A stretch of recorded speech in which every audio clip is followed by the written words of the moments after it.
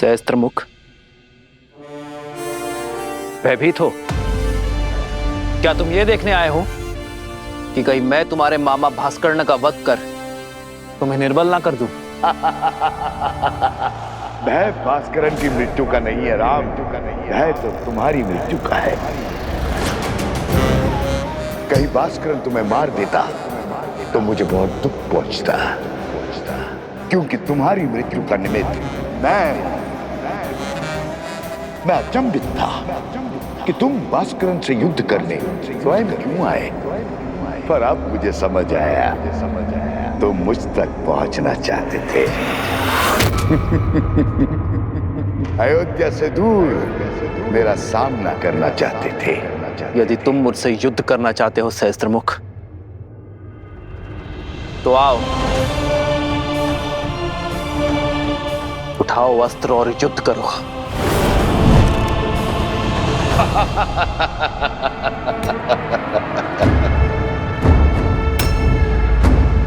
मेरे शस्त्र सदा मेरे साथ रहते हैं राम।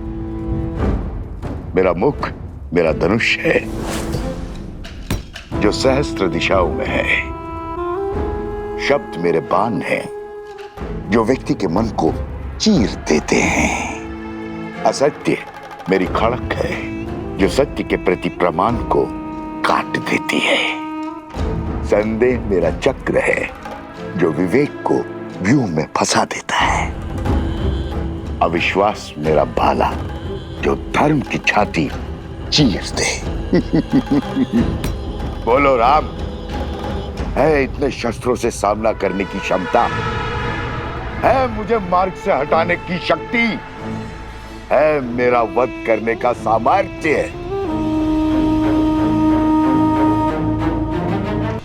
यही भ्रम तुम्हारे भाई रावण को भी था। जानता हूं राम, जानता हूं तुम महान योद्धा हो, पर मैं दशानन रावण की तरह मूर्ख नहीं हूं जो जानता था कि बाहुबल में तुमसे जीतना असंभव है। तुम्हारे साथ इंद्र है, फिर भी युद्ध भूमि में तुम्हारे सामने खड़ा हो गया।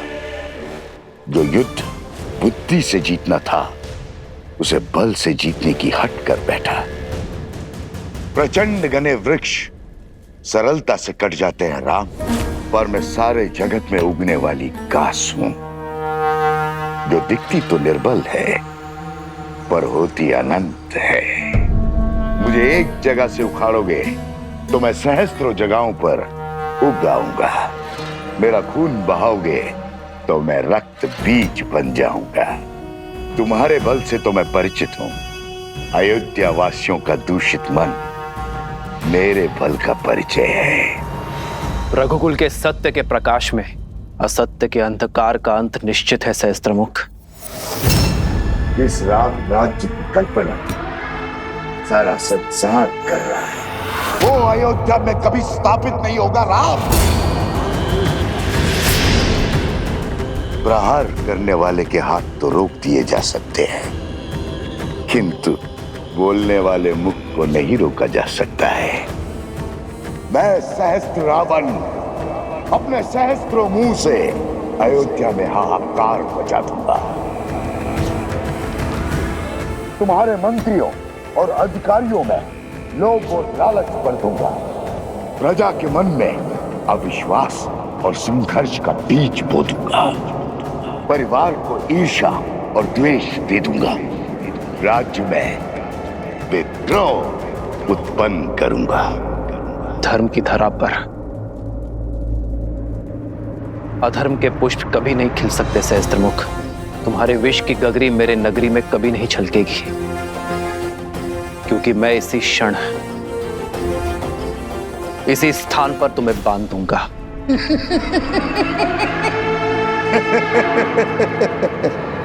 देर कर दी राम, बाण धनुष से छूट चुका है। प्रजा छोड़ो, तुम तो अपनी पत्नी सीता की भी रक्षा नहीं कर पाओगे।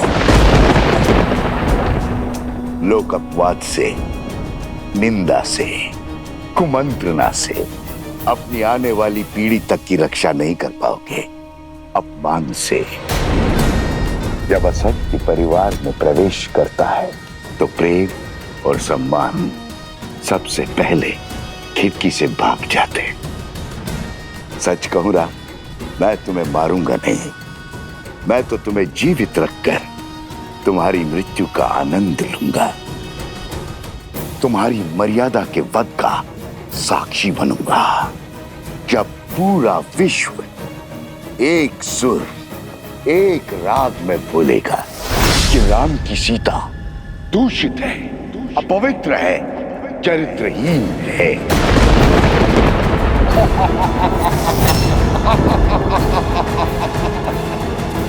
पापी, तूने मेरी माता के लिए अपशब्द कहे। हनुमान,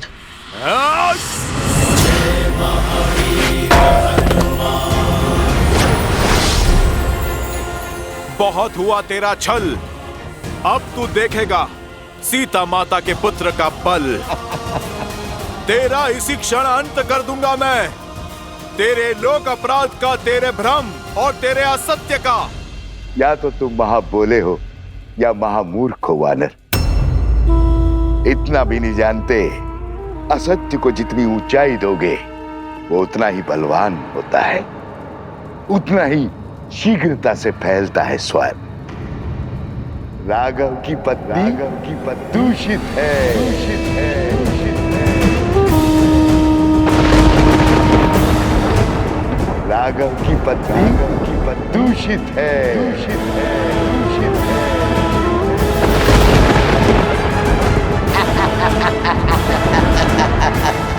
राघव की पत्नी दूषित है।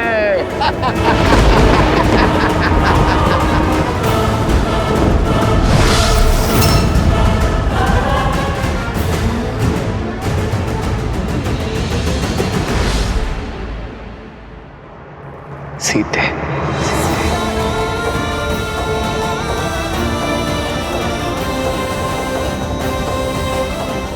अधर्म ने चाहे जितने भी सशक्त कवच पहने हो, मेरे श्री राम उसके अंत का कोई ना कोई हल अवश्य निकाल लेंगे।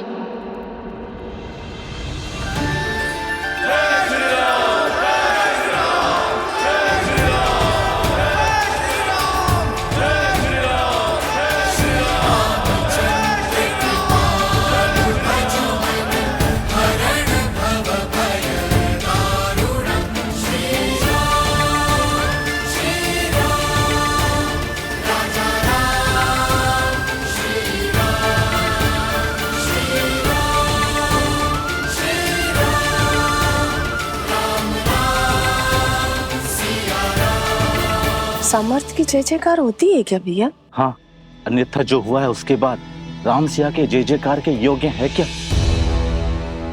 जिस राम राज्य की कल्पना सारा संसार कर रहा है वो अयोध्या में कभी स्थापित नहीं होगा। राम, तुम्हारे मंत्रियों और अधिकारियों में लोभ और लालच भर दूंगा, परिवार को ईर्ष्या और द्वेष दे दूंगा, राज्य में विद्रोह उत्पन्न करूंगा। हनुमान, ध्यान रहे, सहस्त्रमुख का उल्लेख अयोध्या में किसी के आगे नहीं होना चाहिए। पर प्रभु, प्रजा को सावधान करने की आवश्यकता है। जानता हूं हनुमान, किंतु युद्ध में विजय के पश्चात प्रजा और सेना केवल उत्सव की कामना करते हैं, अवसाद की नहीं।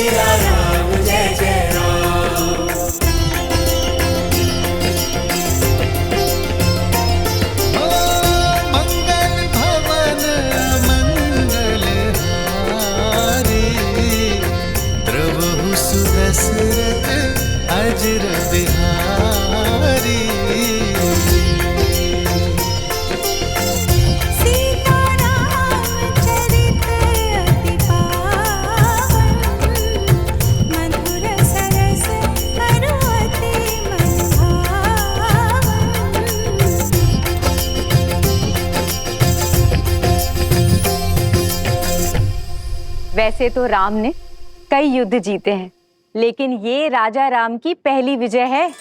माता, आपको देखना चाहिए था कैसे भैया ने उस दुष्ट भास्करण का वध किया। ना वो धरती पर था और ना ही वायु में। हनुमान जी के सहयोग के कारण। हनुमान जी ने इस युद्ध में भले ही सैनिक ना बनकर, परंतु भैया का सेवक बनकर अपना पूर्ण योगदान दिया है। उनके बिना ये विजय संभव नहीं थी, है ना भैया?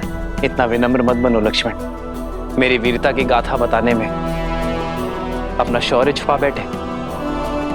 संहार दमन को कितने साहस के साथ मारा है तुमने, और भास्करण का वध करने में अपने प्राण तक दांव पर लगा दिए। ये विजय केवल राजा राम की नहीं, समस्त अयोध्या की है। और अयोध्या इसी प्रकार हर युद्ध को जीतेगी, फिर चाहे वो युद्ध भीतर का हो या बाहर का। राम सिया राम सिया राम सिया राम, राम सिया राम सिया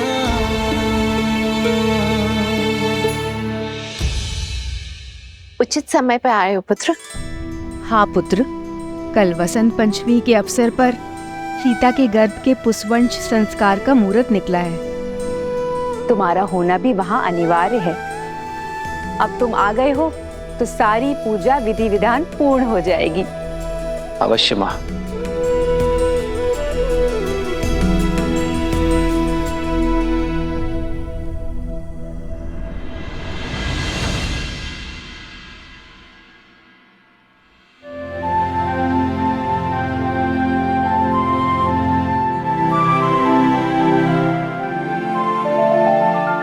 चौंकिए मत,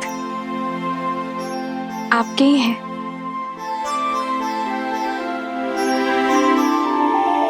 कौशल्या माता ने दिए।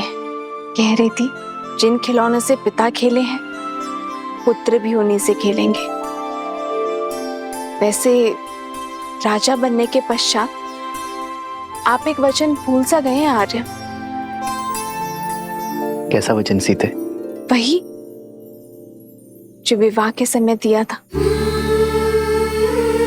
आधा अंग है हम एक दूसरे का। सुख के साथ साथ दुख और चिंता में समान भागीदार है। तो बताइए, ऐसा क्या है आर्य जिसने आपकी विजय की मुस्कान को धुंधला कर दिया है?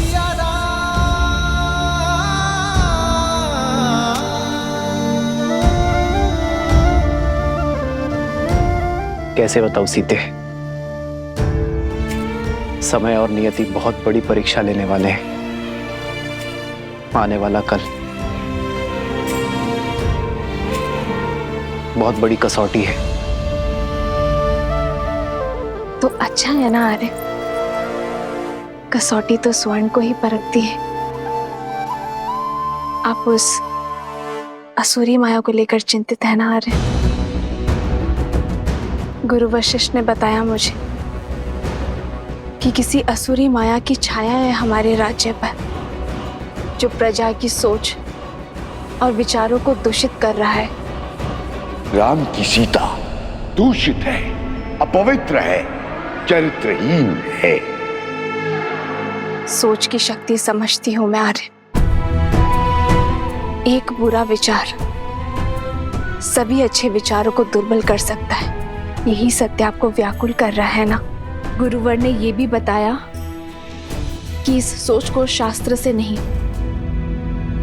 संस्कार से हराया जा सकता है।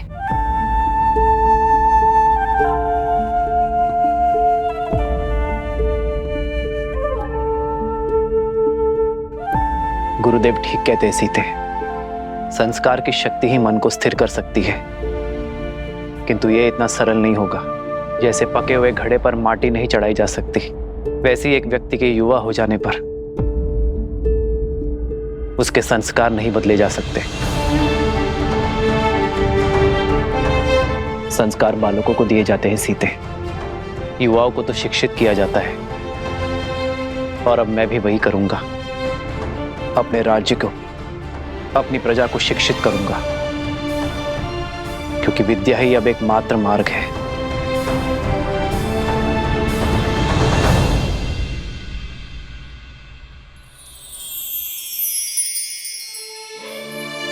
मुझे पूरा विश्वास है आप पर आर्य, जो आपने ठाना है उसे पूरा अवश्य करेंगे।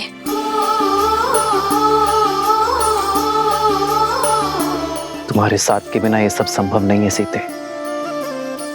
तुम्हारा मुझ पर अटूट विश्वास ही मेरी शक्ति है। जन्म जन्म का है ये संगम, राम रतन सीता वैभव धन। अर्धांगिनी हूं आपकी, सदा आपके पास। हम दोनों मिलकर सब संभाल लेंगे आर्य। हम दो नहीं सीते, हम तीन। हमारे प्रेम और संस्कार का संगम है ना हमारे साथ। राम सिया राम सिया राम सिया राम, राम सिया राम सिया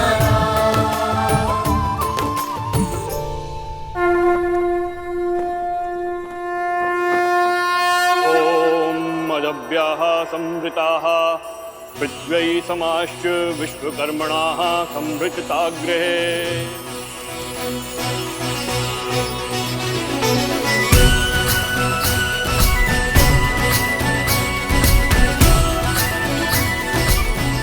पुत्री, ये किलोई भस्म है। इसे अपने दाहिने हाथों से अपने नाक के ऊपर लगाओ और श्वास के साथ भीतर लो। किलो की ये गंध तुम्हें और तुम्हारी संतान को स्वस्थ रखेगा। मंगल भवन मंगल हारी, द्रवहु सुदशरथ अजर बिहारी। राम सिया राम सिया राम जय जय राम। गर्भ धारण के बाद यह औषधि अमृत के समान होती है राम। जिस प्रकार सूर्य की किरण पृथ्वी को जीवन देती हैं, उसी प्रकार यह औषधि गर्भास्थ शिशु को पोषण देती है। शरीर के साथ साथ आत्मा को भी शक्ति प्रदान करती है। माता शिशु का आधार होती है। शिशु के प्रति अपने दायित्व को लेकर सदा सज्ज रहती है। किंतु शिशु और समाज के कल्याण के लिए माता पिता के साथ साथ परिवार के जनों को भी यह आश्वासन देना होगा कि वो गर्भ में पल रहे शिशु को सभी समाज की कुरीतियों से बचाएंगे और उसके विकास के लिए सदैव सहायक रहेंगे।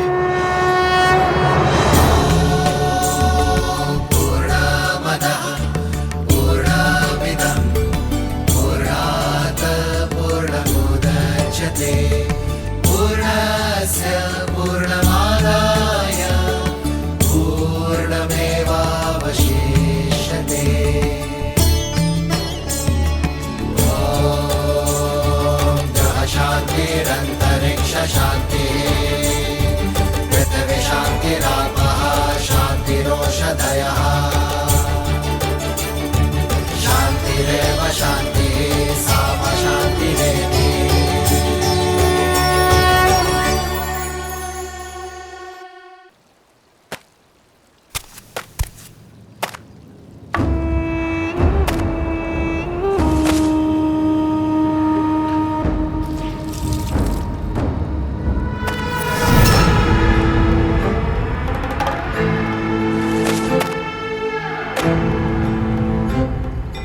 मित्रवस्त्रक, जाने कहां से कपड़ों पे ये लांछन लग गया। ये स्वच्छ हो जाएगा। ये तो शिव मंदिर की पिछली वाली दीवार में लगी गाय का धब्बा है। मंदिर के ऊपर जामुन का पेड़ है, उसी का रस, दियों का तेल, दीपक का काजल, सभी का मिश्रण है ये धब्बा।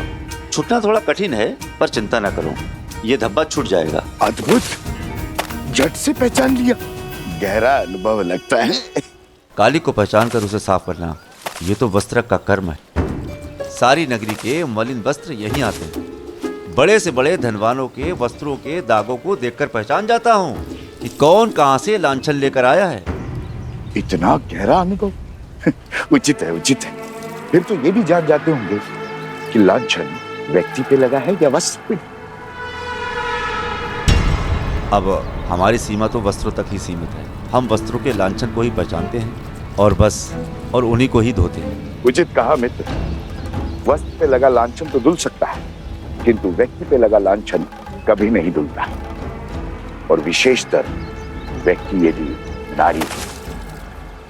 मैं चलती हूँ। अच्छा ठीक है, ध्यान से जाना। और हाँ, और नदी जो है ध्यान से पार करना। कुछ बाढ़ के संकेत हैं। अच्छा जी। आप इसे संध्या को ले लेना।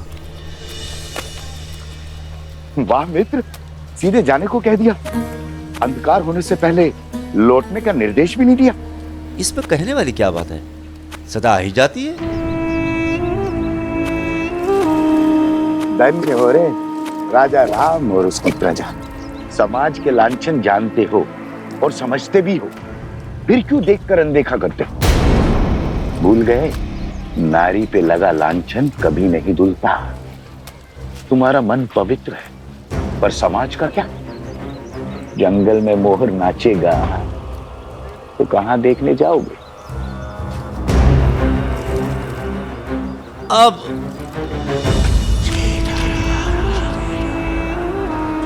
अरे ऐसा है, दिन ढलने से पहले आ जाए।